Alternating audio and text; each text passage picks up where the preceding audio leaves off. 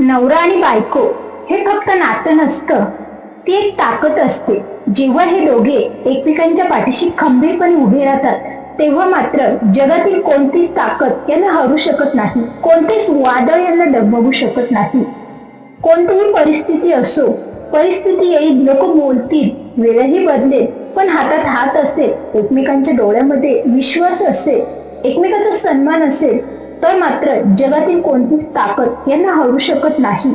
नवरा फक्त कमवणारा नवरा नसतो आणि स्त्री फक्त घर चालवणारी स्त्री नसते.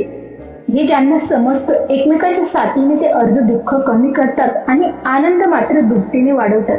जिथे एकमेकांची साथ असते तिथे शक्ती असते आणि जिथे शक्ती असते त्या शक्तीला कोणीही हरू शकत नाही, कारण मजबूत नातं म्हणजेच खरी ताकद असते.